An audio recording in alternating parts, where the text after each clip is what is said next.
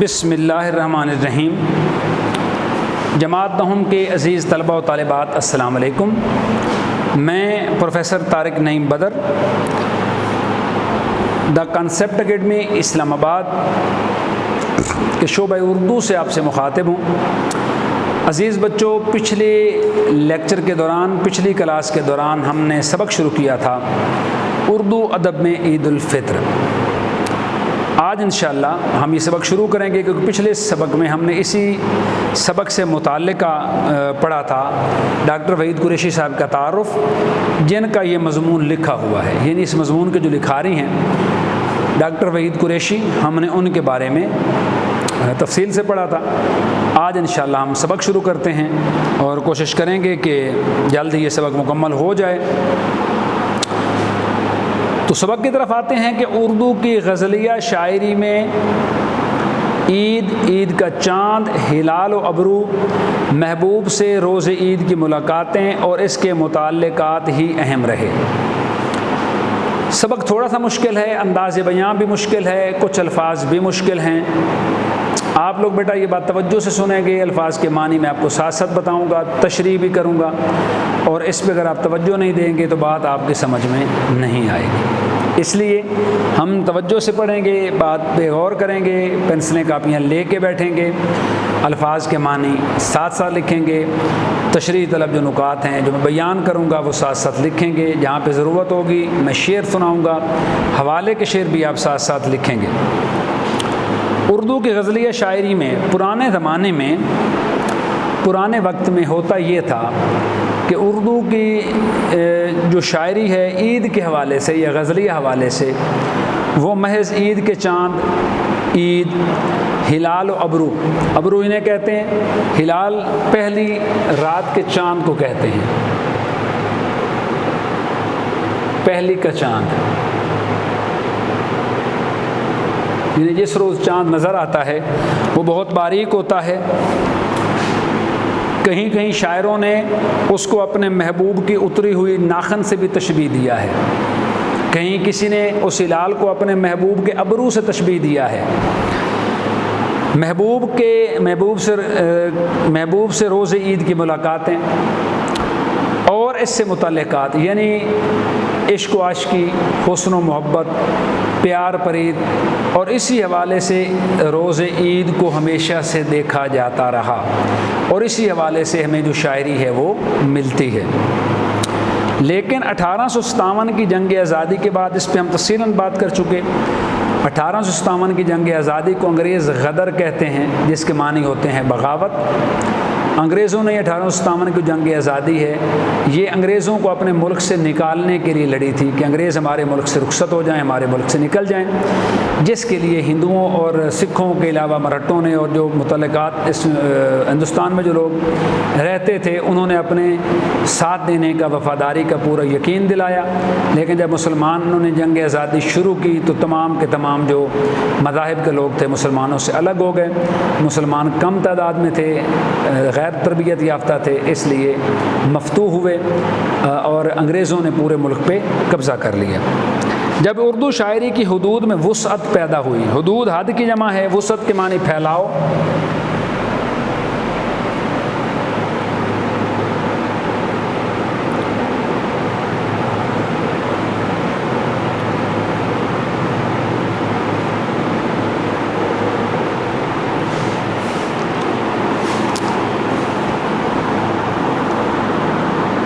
اور نظموں کی طرف توجہ تیز ہو گئی، وہ جو عشق و عاشقی تھی، حسن و محبت تھی، اس میں کمی واقع ہو گئی اور زندگی حقیقت کی طرف لوٹ آئی،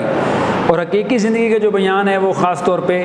کسی ایک موضوع مقررہ پہ اگر بات کی جائے تو نظم زیادہ مناسب معلوم ہوتی ہے شاعری میں۔ تو عید کے موضوعات میں بھی اشاراتی اور علامتی امکانات زیادہ اجاگر ہوئے، واضح ہوئے۔ اجاگر کے معنی واضح ہونا،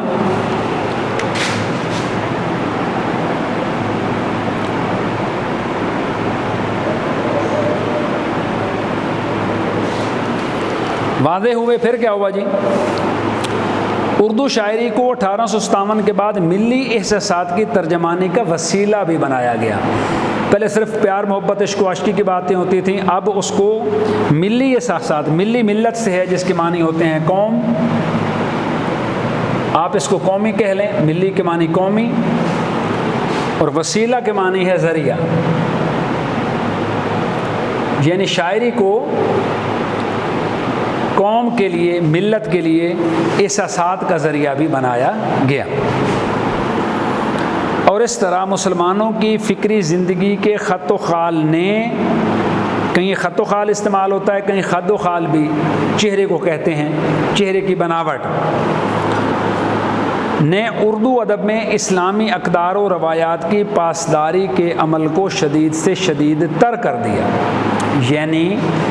شاعری میں مسلمانوں نے جو افکار واضح کیے، جو فکریں جو انہوں نے سوچا،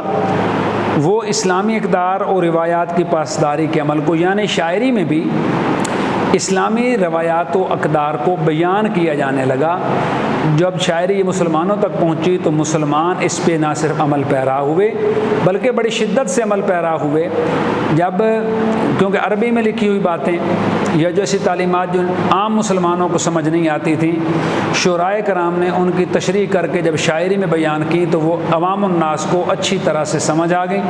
جس کی وجہ سے اسلام کی طرف جو جھکاؤ ہے وہ زیادہ تیز ہوا، اسلامی تعلیمات پہ عمل زیادہ تیز ہوا۔ عید الفطر پر نظموں کی کثرت کا سبب بھی یہی ہے۔ اور شعراء و ادبا، ادبا شعراء شاعر کی جمع ہے،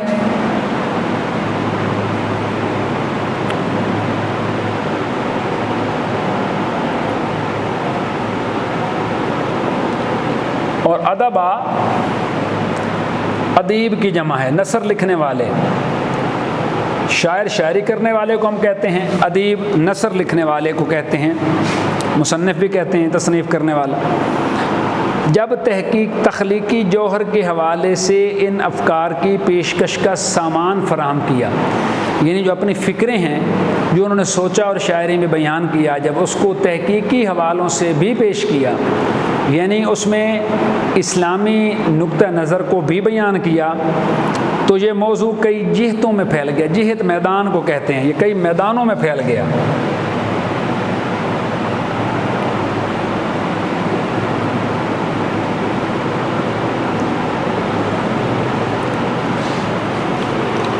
جہتوں میں پھیل گیا۔ عید کو محض خوشی یا عید کے چاند کو محض سال میں ایک بار جھلک دکھا کر غائب ہونے کے حوالے سے دیکھنے کی بجائے اسے مسلمانوں کی تہذیبی اور فکری زندگی کے وسیع تر جغرافیے سے ملا دیا۔ یعنی پہلے صرف یہ ہوتا تھا کہ عید کا چاند آیا ہے، رمضان کے روزے رکھے، عید کا چاند دیکھا، خوشی منائی، اس پہ شاعری کی، اس پہ باتیں کی، ہنسے کھیلے کودے،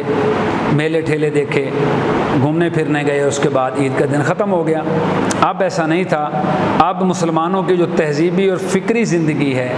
کہ مسلمان دنیا میں جہاں بھی موجود ہے وہ ملت اسلامیہ کا حصہ ہے، اس بات پہ اب توجہ دی گئی، اس بات پہ غور کیا گیا، اور عید کے چاند کو اور اس کی خوشی کو، رمضان کی خوشیوں کو، عید الاضحیٰ کو محض خوشی سے دیکھنے کے علاوہ اس کو جو اسلامی نقطہ نگاہ ہے، جو اسلامی فکر ہے، اس کے ساتھ بھی ملا دیا گیا، یعنی اس کو اسلامی تعلیمات کے تناظر میں دیکھنا شروع کر دیا گیا،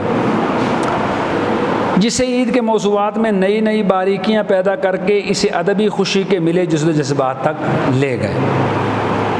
گلدستہ عید میں موضوعات صحن عید میں ملاقات، عیدگاہ میں ملاقات اور درون خانہ عید ملن تک محدود نہیں رہے، بلکہ جذبات کے وسیع تر رقبوں میں لا کر دکھایا گیا ہے۔ عید پہ پھولوں کا تحفہ پیش کرنا، عید پہ ملاقات کرنا، عیدگاہ کے صحن میں ملاقات کرنا، درون خانہ گھر کے اندر،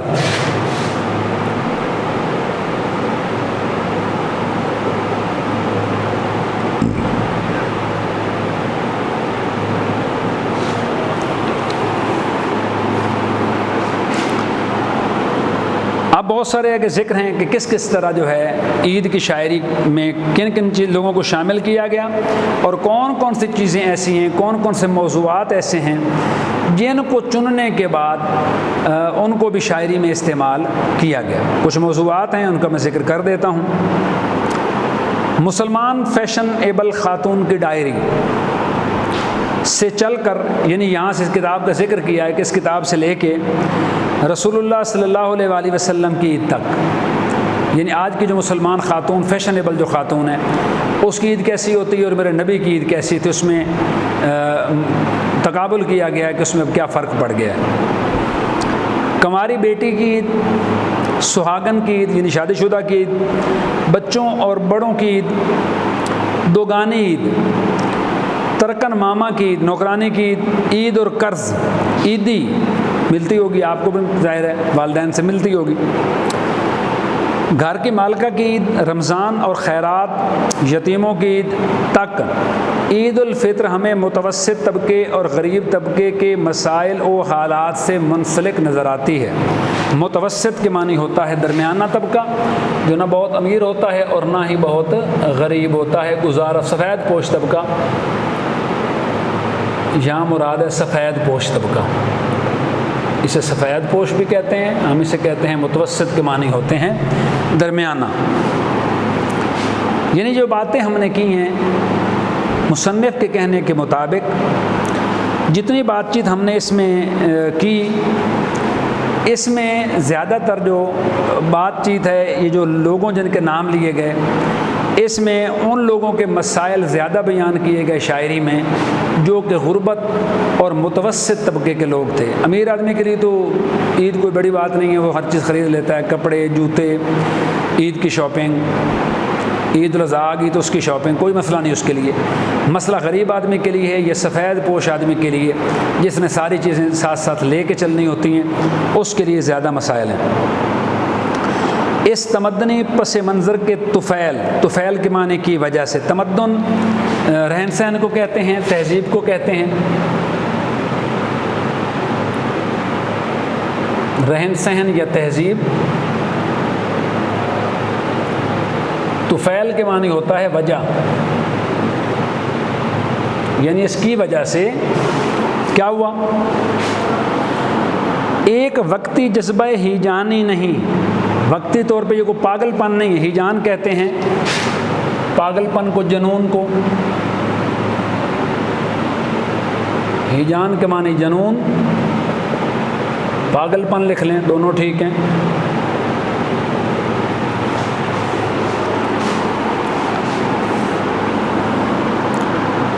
یہ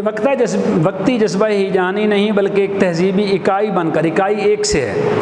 ہماری معاشرتی زندگی میں بہت دور تک جاتی ہے۔ اس وسعت پذیری، پھیلاؤ، اوپر لکھا ہے میں نے وسعت کے معنی،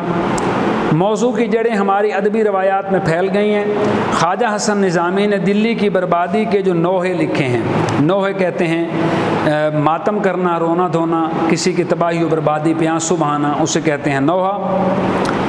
ان میں دولت و عزت سے محروم ہو جانے والے شہزادوں اور شہزادیوں کی قسم پرسی میں عید بسر کرنے کا ذکر اہمیت رکھتا ہے۔ لفظ آیا قسم پرسی،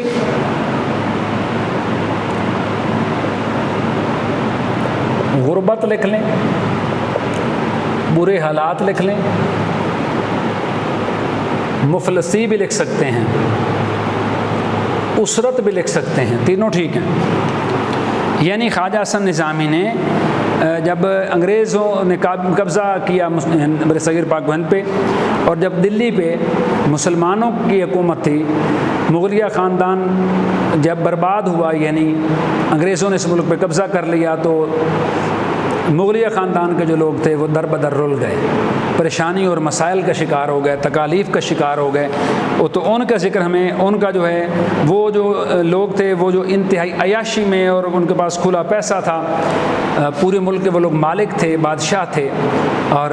جب ان پہ عسرت آئی، غربت آئی، برے حالات آئے، تو اس کے بعد انہوں نے عیدیں کس طرح کی بسر کی۔ خواجہ حسن نظامی کے جو دلی کے بربادی کے نوحے ہیں، دلی کی بربادی کے حوالے سے جو نظمیں ہیں، ان بادشاہوں کا ذکر ان نوحوں کے اندر عام ہمیں ملتا ہے۔ اس روایت کا آغاز سر سید احمد خان سے ہوتا ہے، جنہوں نے مسلمانان ہند کی عید کی عنوان سے مسلمانوں کے معاشرتی زندگی کی خامیوں کو بیان کرنے کے علاوہ ان کی غریبی کے نقشے بھی تفصیل کے ساتھ بیان کیے ہیں۔ تو یہاں تک تھا آج کا ہمارا میٹا سبق۔ انشاءاللہ جو باقی آدھا سبق رہ گیا یہ ہم پڑھیں گے اگلے لیکچر میں اگلی کلاس میں کوئی بات سمجھ نہ آئی ہو تو آپ مجھ سے سوال کر سکتے ہیں، پوچھ سکتے ہیں۔ کسی قسم کی کوئی کنفیوژن کا شکار ہونے کی ضرورت نہیں، سوال کریں جواب ضرور ملے گا۔ الفاظ کے معنی نوٹ بک پہ لکھیں، مشقیں نوٹ بک پہ لکھیں، اور ساتھ ساتھ ان اسباق کی تیاری بھی کریں۔ تو بہت شکریہ، انشاءاللہ ملتے ہیں اگلے لیکچر میں باقی آدھے سبق کے ساتھ، پھر انشاءاللہ اس کے مشق کریں گے اور ہمارا جو یہ کارواں ہے یہ انشاءاللہ رواں دواں رہے گا۔ تو اگلے لیکچر تک کے لیے اجازت، بہت شکریہ، اللہ نگہبان۔